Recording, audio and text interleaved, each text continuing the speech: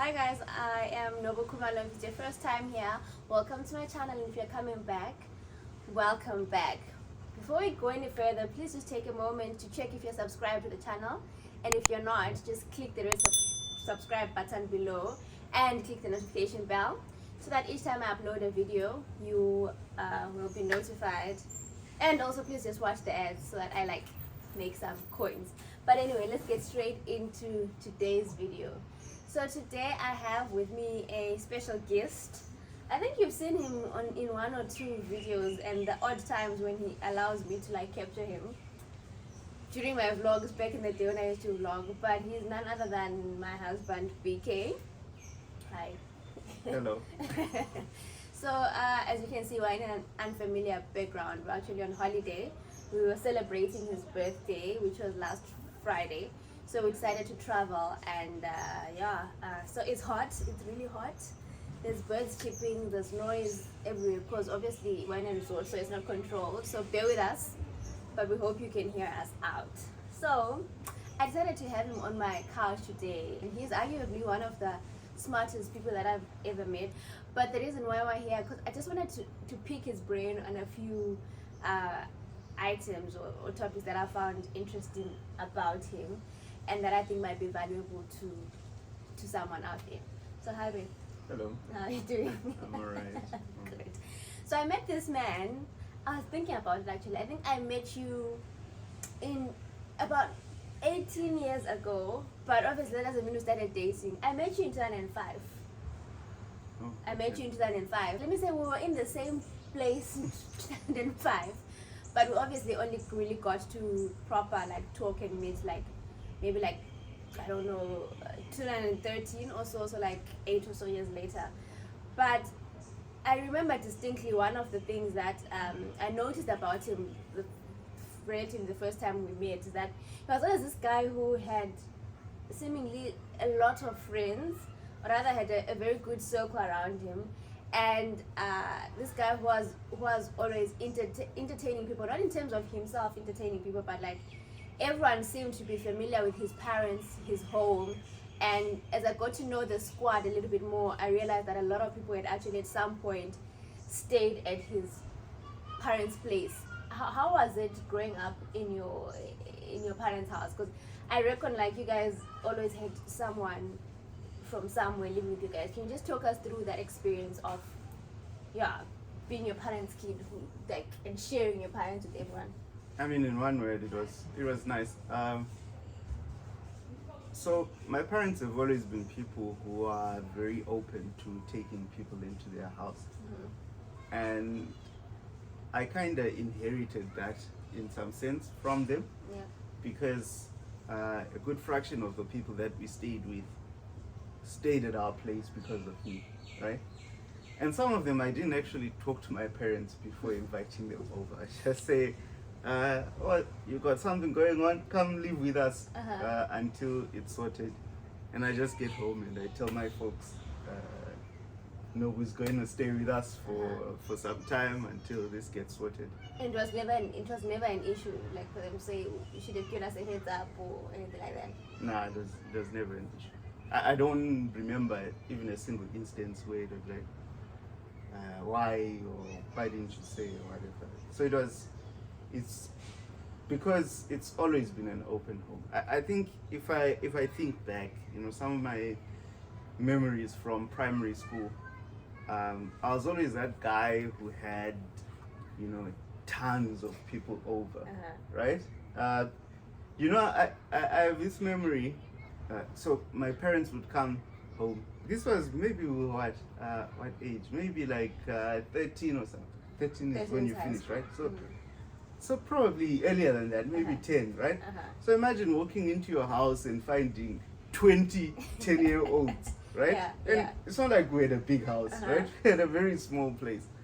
But it would be like that, after school, sometimes I would just call every guy in my class over. And, at some point I had one of those Atari TV games, right? Call everybody over and we're playing games or whatever, right? So it was always like that. And they I mean, they never expressed having an issue with that. So maybe from then it was always an open place. So it came from there. Afterwards, they would also bring in people, right? Yeah. My dad taught at a school, some rural school at some point. And there were, because my dad's always been into sports, right? There were some athletes of his that he was coaching there who were having trouble, and he brought them in. We stayed with them. Some of them, we stayed with them for years. So a lot of these people, when I think about them, don't feel like strangers to me. They feel like my siblings. Yeah, because we stayed with them for a really long time. And I guess another thing, just thinking about it, like I noticed, because we were so used to hosting people, right? A lot of my friends, when they get home, because they're so used to the place and my parents, and like my parents are very open people. When they get home, they're generally really free, right? They can get home and, you know the expression, feel at home, make yourself at home. They don't need to be told that. They really make themselves at home. And I guess another thing out of that I was observing recently is that, so you know how when most people are expecting guests, they'll make up the house and, you know, and all of that, right?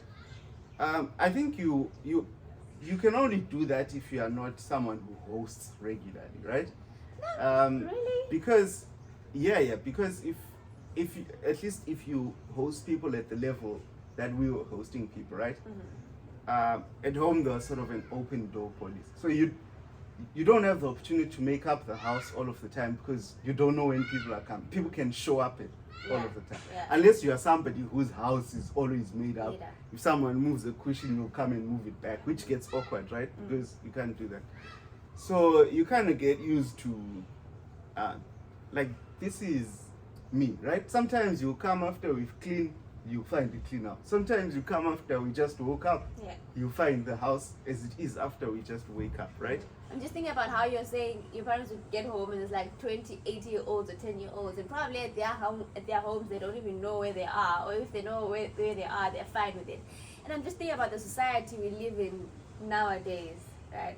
And I think a lot of our kids are going to miss out on that community, miss out on that, you know, feeling of like having friends from all over the neighborhood just coming up and playing together, because I don't know if it's the moral degradation of society that's gotten to such a level that people are so scared to trust other people with their kids, or maybe it's because a lot of us black people have moved out of Ekasi, you know, because I think a lot of these things are more common in Ekasi. I'm not saying they're not necessarily possible in the burbs, right? But I think a lot of this, even when I remember when I was a kid growing up playing in the streets and all that those were things that you see Ekasi. But as more and more of us have left Ekasi into these estates or neighborhoods with high walls and all that, like we've sort of closed off the world from our houses and homes. Not even talking about some of us who moved to places like London where everyone lives in the apartment and you don't even know your neighbor, you don't even greet them in the lift, you know. So do you think it's still possible to replicate that in today's community? Even Ekasi, do you think it's still possible to replicate, or have things just gone south? Maybe to some extent. I mean, it depends on the values of the community. Because I think at the time, a big element of it was that It takes a village. Everybody who's an adult was your parent at that time, right? So I think even from the perspective of the parents, they also viewed it in the sense that whatever child comes into your home, you have to treat them like your own child. So it's not like my parents would allow these kids to be here like after sunset or whatever, right? They would, and when the kids are here, if my mom comes and there's 20 kids, she will cook for all of us, right? She wouldn't just make a meal for me or whatever, right? So I think that element where everyone was your parent. So even you wouldn't misbehave in front of an adult. Because they can discipline you, right? And this won't be a big issue with who put a hand on my kid, you know? This is not to say we promote corporal punishment, but what you're saying, that it took a village. So even their parents knew that if they're at your home, they can trust that they are fine, they're taken care of, there's an adult who's guarding them and who correct them and make sure that, you know, they are fine. But now, in There's a an time... element of, this is my child, don't touch my responsibility. child. Exactly. Now there's that whole, I don't even know where you are, because wherever you are, the person might feel that they can't do or touch or anything, because if anything happens, suddenly it's their problem. So I think that's definitely something that we're going to miss out on. And I think that's the importance of building small little communities in the ways that we can, wherever we are, right? So it might not necessarily be that we wake up kids from the street that we don't know, but making sure that we have friends who are sort of at the same life stage that we're in, and we can hopefully form those little villages that it takes to raise a kid, you know. So pivoting off, you know, that a lot of the people that stayed at your house when you were younger grew up to be some of your closest friends, right? And how has that dynamic changed now that you guys are older? I know you did say that even back in the day they could just come at home at any time, and I've seen it also, like even when your parents are in the country in Zimbabwe when we visit, like everyone's just like, we need to host them, or when is the bride, because everyone just wants to be with them.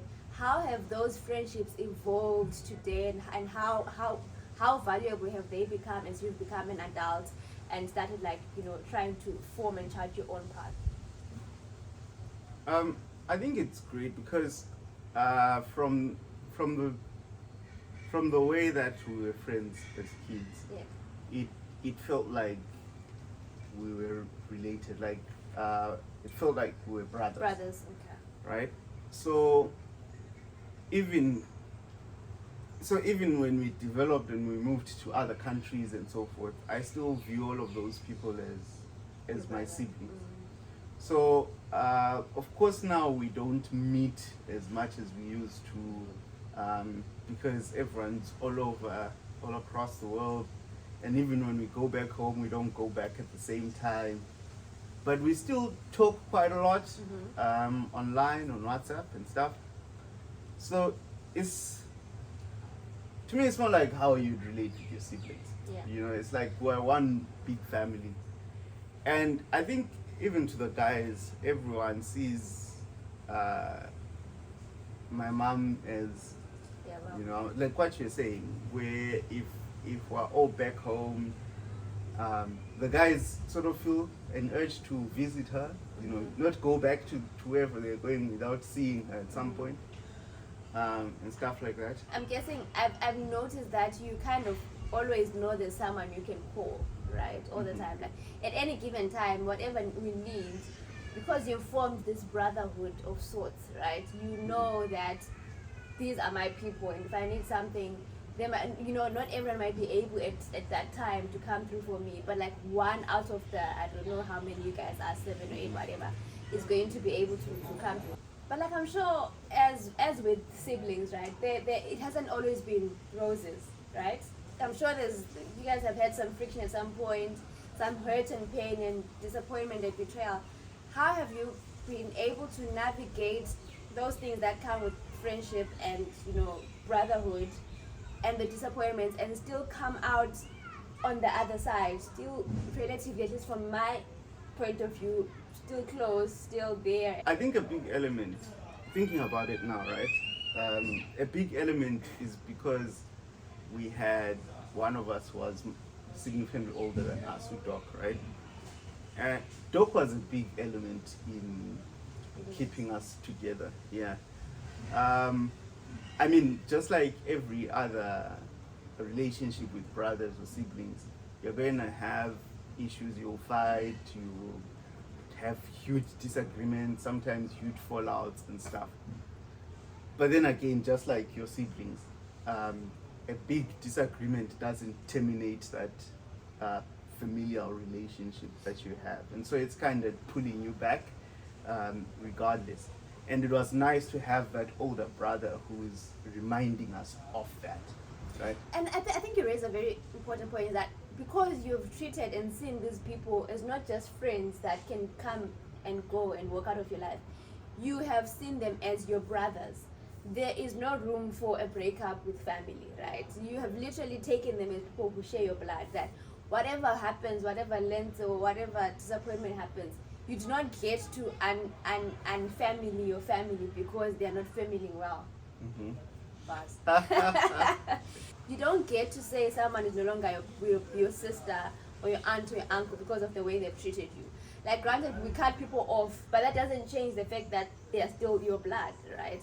And I think that is probably why you guys have always found your way back to that, because you realize that this is not a fleeting friendship. This is not a circumstantial because we're here at the same place at the same time. We just have to get along. But it's a lifelong brotherhood, and you've all done your part in preserving it, no matter what happens. Yeah, for sure. I mean, there's obviously going to be instances again which feel insurmountable, like feel really big. But even in those, and when I say we've had fallouts and come back, this is not like it happens in a matter of days or in like a couple of weeks. Sometimes it's a sustained thing, right? Yeah. But even during that period, you still have this tension that there's something unresolved that I need to fix, right? It's not like you forget and you're like, let me move on, I'm cutting these people off. And so that tension is kind of what pulls you back, right? Because you always feel like there's something I need to make right. So yeah, I think even in the times when we are not very close, like the tie is still there, right? You feel like I'm intertwined with these people for life. Okay, that's a good one. Let's move away a bit from friendship and family and all that. For as long as I've known you, like proper known you, not like when I just met you, you have always been someone who seems to know a lot about a lot. And I always sometimes come to you with questions and I'm like, what is this, and you say I don't know, and I'm like, no, you're not allowed to not know because you know everything. And I remember one of the first significant conversations we had, we spoke about everything.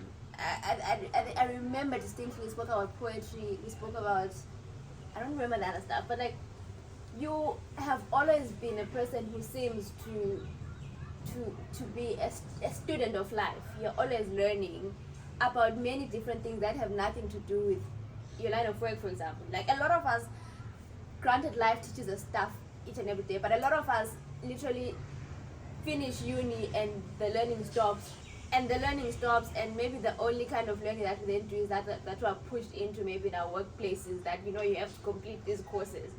But I have seen you meticulously study finance, parenting, programming, investment. Like, you are a student. Where did that come from? How do you find such a zeal and a yearning and energy for knowledge? Because I like, you send me links and I'm like, yeah, sounds good. Just like, I do not know where I'll get the time to, but you seem to find the time as busy as you are. Where did that yearning come from? I'm not sure where it comes from, but what drives it, rather? Yeah, I'm not sure where it comes from, but if I think about it, like my early memories of learning stuff. So my dad had this bookshelf, right, of random books. He learned in Cuba, and I don't know, he was a collector of books, I guess. So I would get these books and read them and stuff. I remember I was reading like chemistry at like 7 or something like that. I honestly can't say I was understanding much from it, right? But I had this fascination about learning stuff. So I read a lot of his books. And another memory that comes to mind is there was this, it was called Liberty Life Learning Channel. I think it was on SABC3 when we were really young. And they were teaching all sorts of things, chemistry, literature, and what. I was really fascinated with it, and I would watch it. And like my parents would watch it with me, right? It was sort of a family thing. And then there was an animated show called Once Upon a Time, right? Where there was like Once Upon a Time, World History, Once Upon a Time, Life. It's like these animated cartoon characters, but they are teaching you things like world history and biology and stuff. And how old were you at this point? This was maybe in my single digit age. You know why I'm asking this question? Because to me this says that kids are never too young to learn. And it says to me that the seeds that you plant in those formative years are what will ultimately inform the type of person they become. Because like you said, you're telling me about things and stuff that your parents did with you. Not and from what I'm getting, your parents didn't just switch on the TV and leave you there and say figure things out, but they were there actively taking part, making sure that you have an interest and also engaging. And probably because you saw your parents sit down to watch it too, you thought, oh, so this must be valuable if they want to watch it too, not this thing that they're just using to distract me.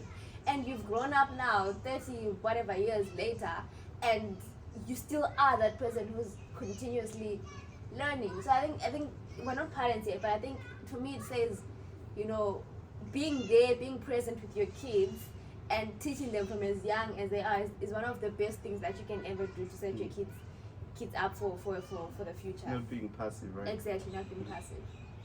And so that's the second thing. And the third thing is my parents sent me for computer lessons when I was like, how old is it? Single digit again, late single digit. I'm not sure, I can't remember.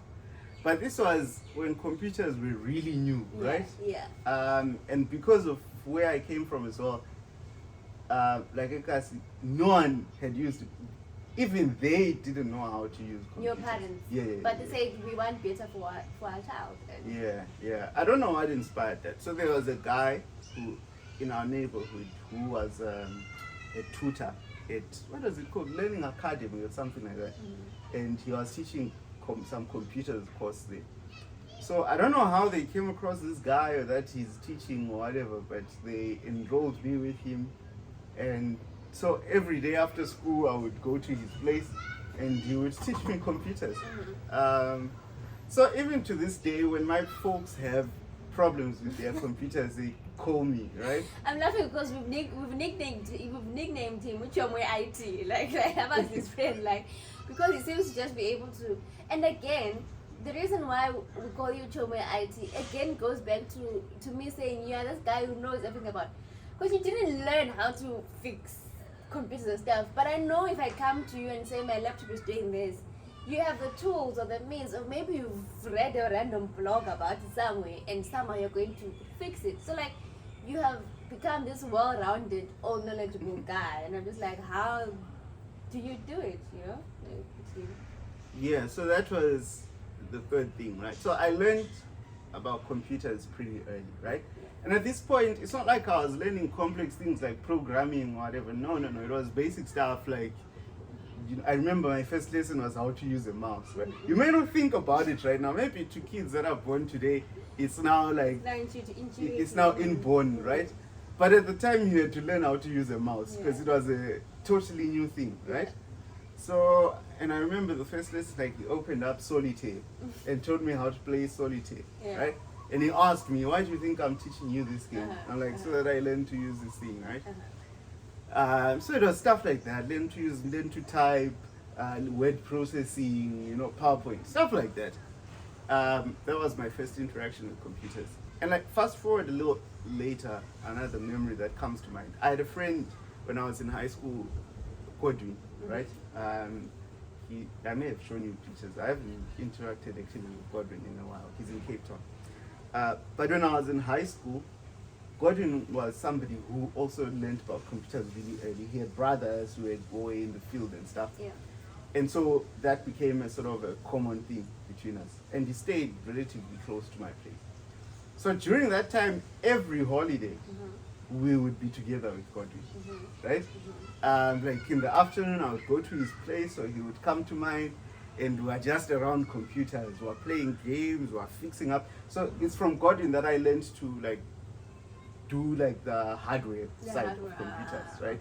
Okay. Building computers and all that. I learned most of what I know around that from him, and that's where the passion for it developed. So yeah, I don't know which of these sparked the love for learning, but I think if I think about it, these are kind of shining through in my memory. And now as an adult, what informs what you study, right? Because I'm saying, you seem to study quite a lot of things. What is your thought process behind? Is it relevant for the times? Is it I'm trying to do? How do you find time? Because you even have a list of stuff that you need to read. You were on holiday, but you were saying he's got a couple of things that he needs to tick off. What informs what you study? it's a couple of things. Sometimes it's just general interest. I see this thing and it looks interesting. I'm curious, right? Curiosity, I guess. Sometimes it's something that is important, or that I deem important. Like you were saying, I'm learning about parenting, right? I think parenting is important. And I'm generally not somebody who wants to get into something without being prepared or knowledgeable about it, at least in terms of the knowledge that exists, right? I know a lot of people would say, there's no formula for parenting, blah, blah, blah, blah, blah, right? Whilst there's no formula, there's a lot of knowledge around it that's been written by experts. So I'm like, let me get as much knowledge as I can. You can. And the indeterminate things, the uncertain stuff, I'll deal with it when I get to it. But it just let me know the stuff that has been figured out, right? Yeah. So it's I don't want to walk into a venture without understanding it. And then secondly, when I do a thing, I don't like doing a thing without mastering it, right? Okay. So I've said this to you at some points that I think, when it comes to work, you should master your tools, right? If, like, I'm a software engineer, right? I use, for example, code editors on a day-to-day, every single day, right? So to me, it's odd to not have mastered my code editor, which is a tool that I use every single day, right? Yeah. So it's like somebody who's working with Microsoft Word, for example, and they just know the basics, they don't, right? So I believe in mastering your tools. If you are a workman, master the tools that you use to do your work. So it's like a mix of that and curiosity, like we've said. And this one maybe it's a little funny to people, but I always think I love a lot of dystopian, post-apocalyptic Big stories. words. Dystopian and post-apocalyptic, right? So, and a lot of these, right, what happens is society fails for some reason or another, right? And afterwards, we don't have the stuff that we used to, and these people are trying to rebuild society, right? And so I always ask myself, if I were to find myself in a situation like, what will I have to contribute? What will be your my contribution? thing, right? Yeah, when you say we're trying to rebuild this world as we knew it, can you guys come in and make your contribution? So what is yours? What's your thing, right? And I'm thinking, that's a different, because I don't know about it. And I'm thinking, okay, I'm a software engineer, right?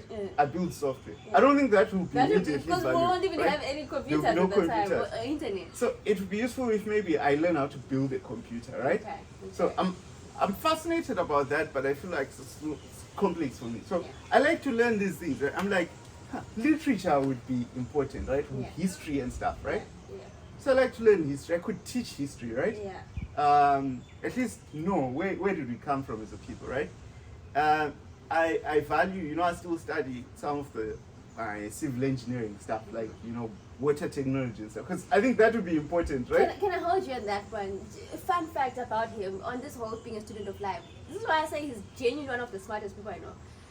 Big A is a civil and water engineer by profession. This is what he went to school for, right?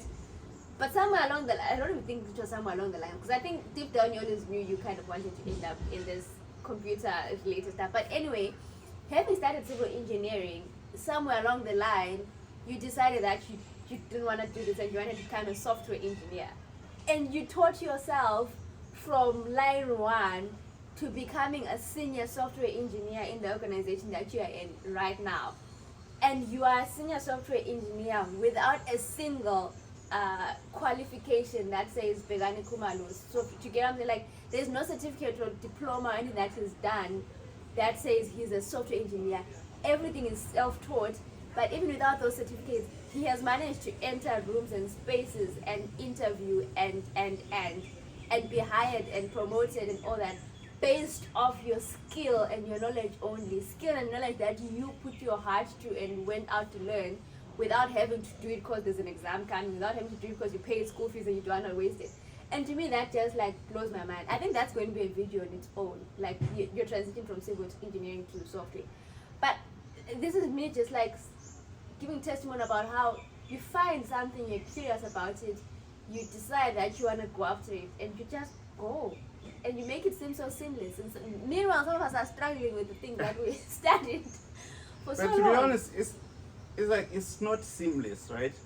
Yeah, true. There's a big period of uncertainty. Like if learning a new thing is complex, is very complex, especially at the start. Yeah. Because if right now, let's say you want to learn what's a new thing that you might want. I'm currently curious. I'm learning about machine learning, right? Yeah. And when you're at the start of a thing like this, the most complex thing is where do I start? Where do I even start? Like what right? is the yeah. Where is the start of this thing? Yes, exactly, right? It's like, because if you're going online and reading stuff, you're probably reading from experts who are assuming that you know a certain lot of stuff. bits of knowledge, right? Yeah. And so the initial struggle is for somebody who is fresh to this, what is the starting point? So you find the learning curve at the start of most things is really steep. Not because the content of what you're learning is difficult or hard to comprehend, but because it's difficult to figure out what should I be What should I doing, focus on? right? Yeah. But once you venture into it, you start to. So I have this analogy. There's these video games where there are side scrollers, right? When you start, the map is black, right? It's like there's a black fog, right? And as you explore new areas, the fog clears on the areas that you've explored, right? But the ones that you've not explored are still black, right? So it's like, learning is almost like that. When you venture into new things, those things the fog clears, right? So the more you venture, the clearer the map becomes, right? The roadmap of where I should go. Because when you move to an area, you start, there's a road that goes into here. Fine, after the road gets into the shade, I don't know what's after that. Yeah. But I now know there's a road that direction. There's a road that direction, right? And so I view it that way. First contact, you're just getting into the dark. Yeah. Let's see what do I encounter. And then based off of that, you start exploring other things. So that's how I perceive like starting a new thing. But yeah, it's mostly just curiosity. Just curiosity. Okay. This has been fun. I think thank you for coming to my show, and I hope you guys learned a thing or two about family, friendship, relations, and being a student of life. I quite enjoyed having you. And there's a few more of these videos that are going to come, just us talking about different stuff. But so happy belated birthday, happy birthday again. And just from me to you, I just want to say thank you for being a constant voice of reason for me, and for continuously guiding me and showing me how much more there is out there to know and learn and grasp, right? And bigger than that, for helping me believe in myself even in times when I didn't, and trusting my capability and my potential to push me even during those times when I can't push myself because I don't even know the length of my capabilities. So thank you and happy birthday. Thank you. Thank you for watching, you guys. I hope you enjoyed this video. Please like the video, please comment and engage in the comment section. If there's anything that you want to ask me or anything that you found interesting, please do that, and please share, and let's help this channel grow. Thank you for sticking around. I'll see you guys again next time. Goodbye.